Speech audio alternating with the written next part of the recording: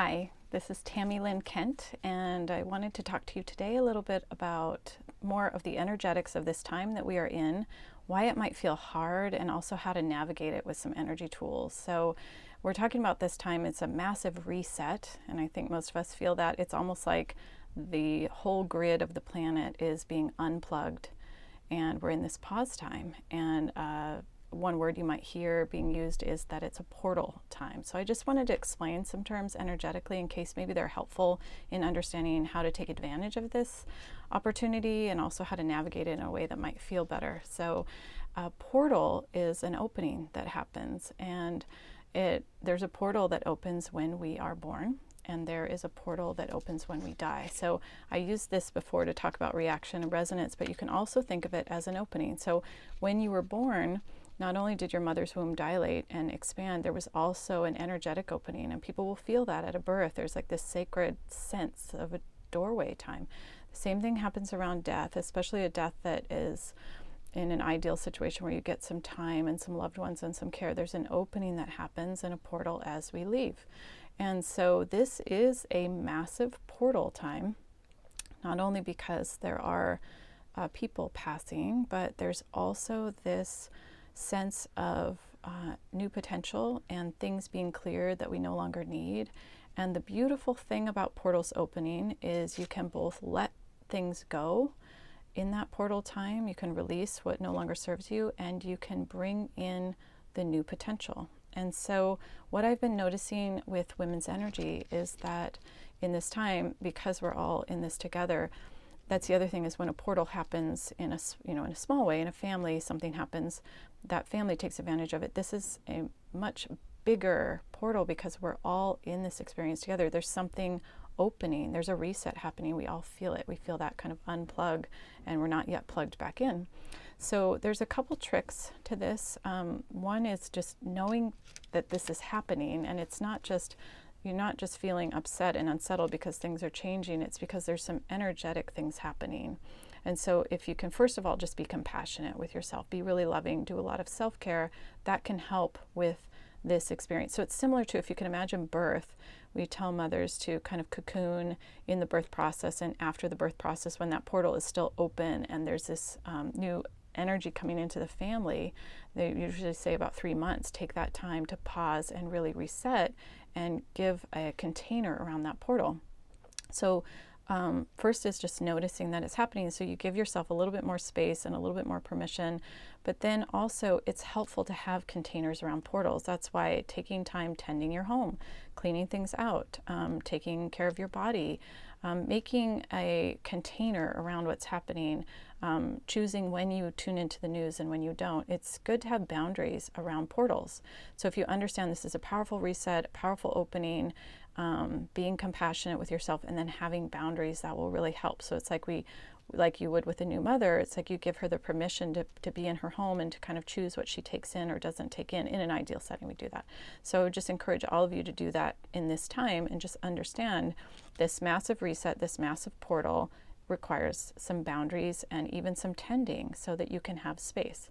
The other thing to know in a portal time, so a portal time, like again in a birth in a family, or if a death happens in a family, the things that were true before aren't true, and you start to really notice like what really matters to you, just kind of like we're all doing right now.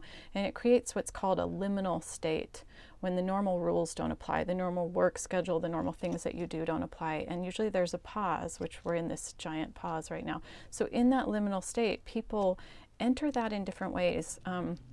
Liminal states don't have the normal structure, so they can feel freeing and exciting and creative to some people.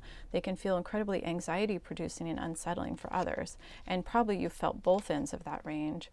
And part of it also has to do with your own experience with navigating change in your life. And so I'm noticing with the women I serve that it's bringing up old wounds and old traumas. So if you've had unsettling experiences or past traumas, those can rise to the surface. So it's good, again, as I've shared in some of the videos, to do ritual, to honor, to move the energy, to use the elements to help you move things.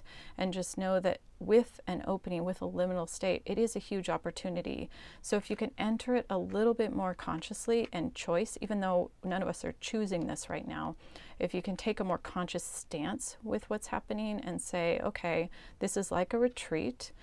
This is like a sacred opportunity to reset some things. And what do I want to release? What do I want to let go of? That's part of the grief ritual when we let things go. But on a bigger level, there might be patterns or things that you'd like to let go. So it's a good time to consciously say, well, maybe I was overworking, or maybe I was overspending, or maybe I was not conscious with my family, or maybe I wasn't taking care of my own body. It's a good time to just sit with yourself and say, in this pause time, what do I want to really release into the portal? At the same time, there's a huge opportunity for new things to come in.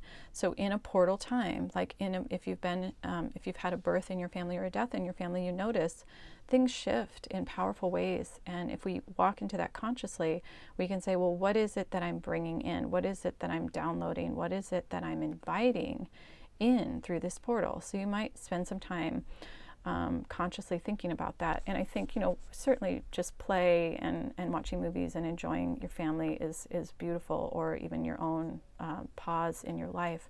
But also doing some sort of ceremony and ritual is helpful. So that's where even lighting a candle and setting some intentions, you can write them on paper and bury them on the earth. If you have a circle of family, I encourage you to do that together to really kind of witness each other. If you're going through emotions, maybe you work through some of the emotions and release that. If you're worried, it's good to kind of take the worry and set it into an intention. So if there are things you're worried about, it's good to maybe turn that into, okay, here's my worry, but what would I desire? What would I like? And you turn that energy around a little bit so it's more of a conscious intention. It's good to do things in a circle. It's more powerful when we do it with at least a few other people. We are also collectively going through this portal time. So there's a lot of people in there with you, whether we realize it or not. But the more consciously we can plug in about this and not just let our fear and anxiety run things, but if you're having that, again, no judgment, just release it down and then think about, well, what do I really want to bring in for the future? What do I want to set my intentions on for the future? And that you can do that for yourself, and you can also think about it for the community, because certainly this is calling us to become more community minded and really think about how we need to take care of each other. So, take some time to do a little ceremony, do a little ritual.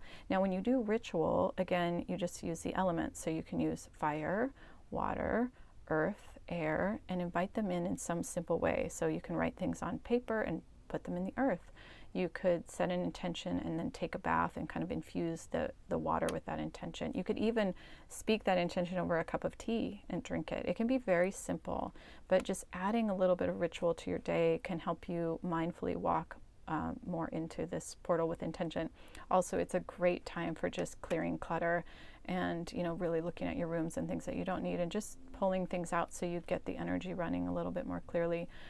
In Wild Feminine, there's an exercise that I have from Rosita Arvigo that she learned from Donna Lihio called making a spiritual bath. And it's just taking herbs from your yard or from the park nearby. And again, you always ask the plant for permission to for some of its healing energy before you collect it.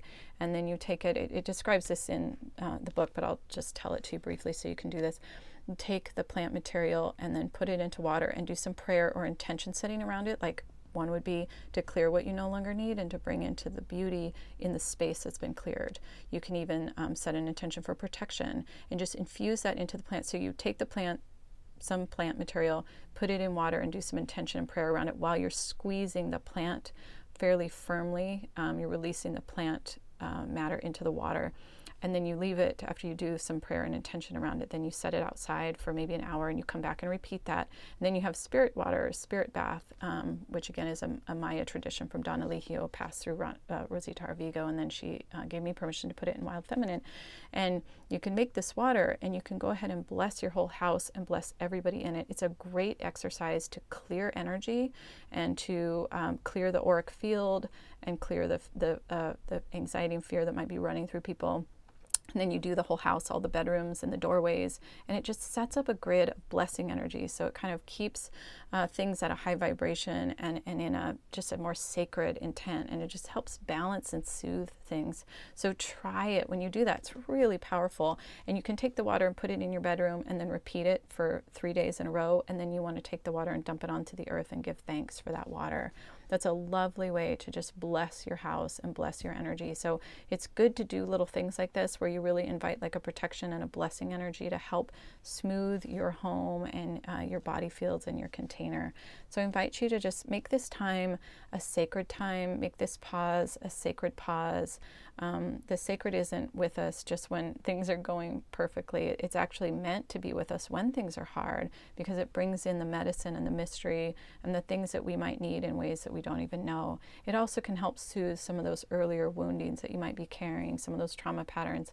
If you spritz your auric field with it and you use some of the elements and the intentions, it can really help just clear what you no longer need and then make space for the beauty that is coming through this portal, which one of the beautiful things is, whether we fully understood it or not, we're really understanding how cellularly we are connected, how we are one world, and how the benefit of blessings really only serves us if everyone can partake. So when you do this, you can also say a little blessing for all of those that might need it wherever they are, including the healthcare workers, those that are suffering, those that have passed.